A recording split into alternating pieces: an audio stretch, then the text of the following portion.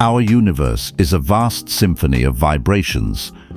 What if the solid world around you, this chair, this screen, your own body, isn't nearly as solid as it seems?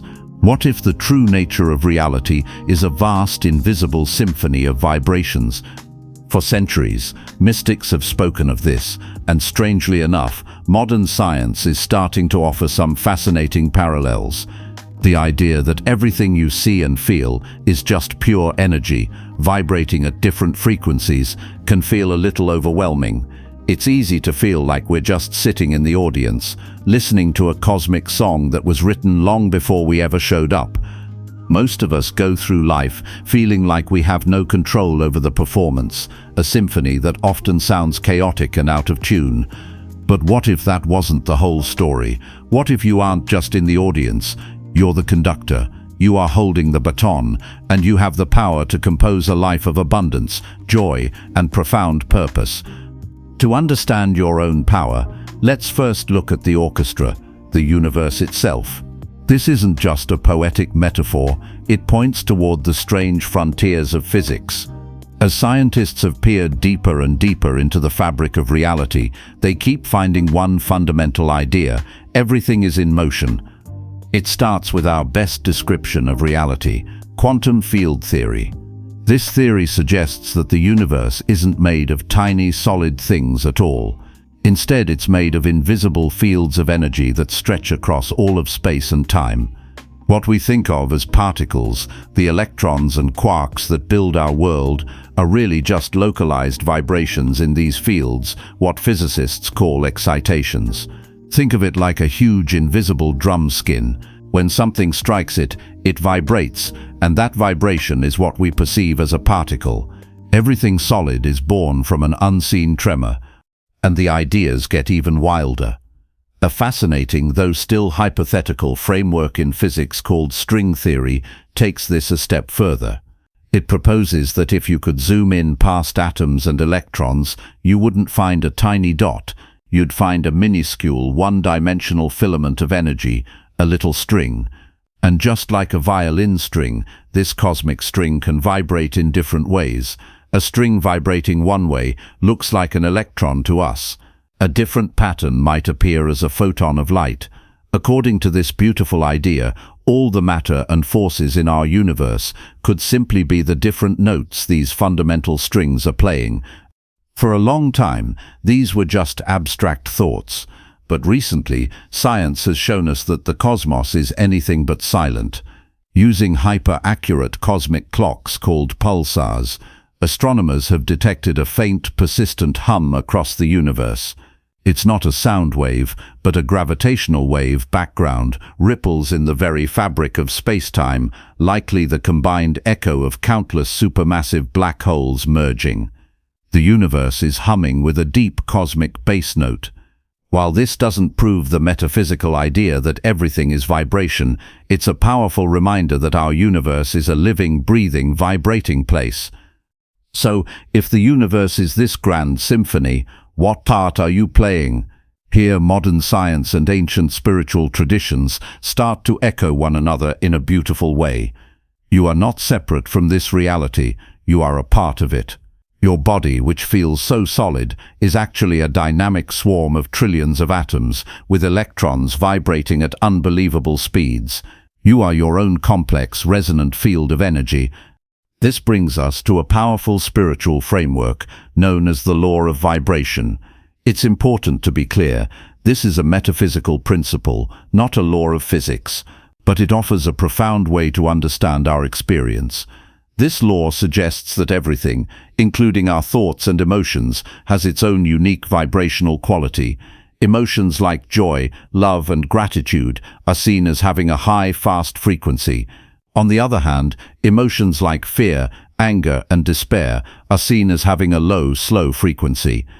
We can actually see a parallel to this in our own biology. When you feel joyful or loved, your heart beats in a more coherent, orderly rhythm. Your brainwaves become more balanced. When you feel stressed or afraid, your heart rhythm becomes chaotic and your body floods with stress hormones. Your inner state creates a real, measurable harmony or disharmony. This is the core of the teaching.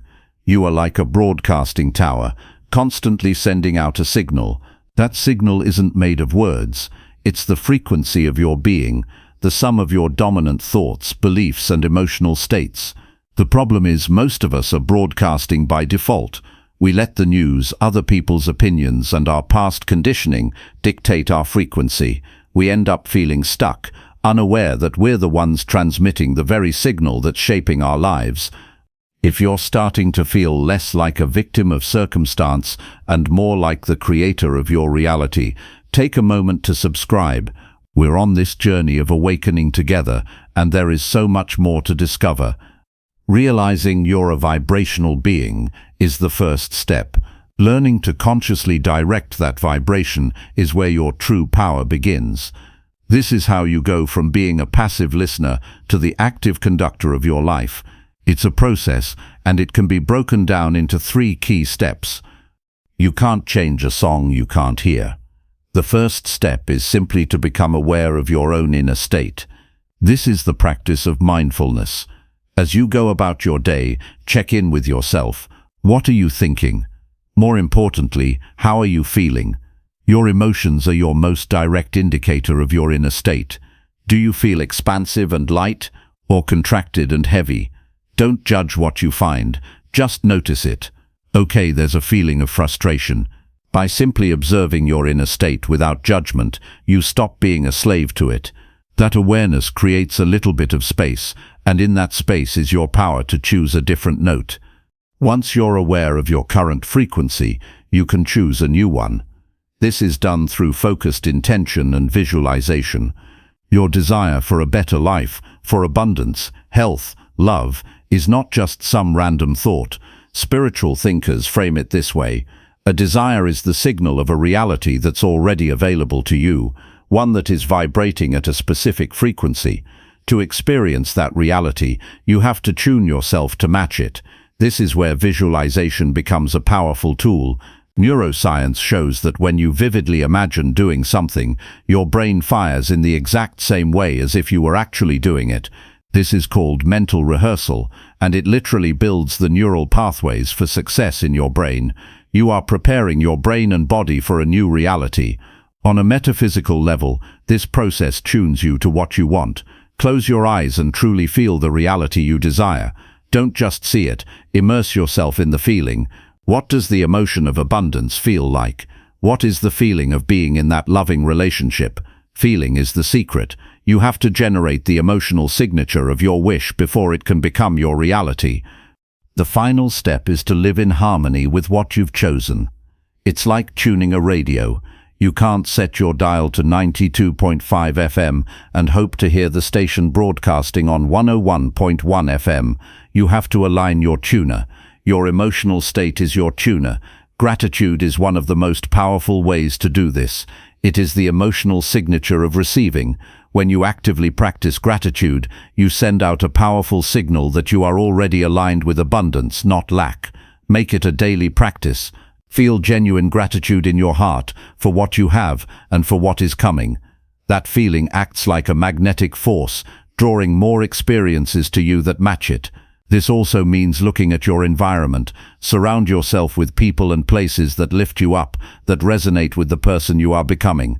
Just as one tuning fork can make another one vibrate without even touching it, being around positive people can help elevate your own state. When you commit to this practice, awareness, intention, and resonance, something incredible starts to happen. Life stops feeling like a constant battle and starts to feel more like a dance. You'll begin to notice synchronicities, those meaningful coincidences that let you know you're on the right track.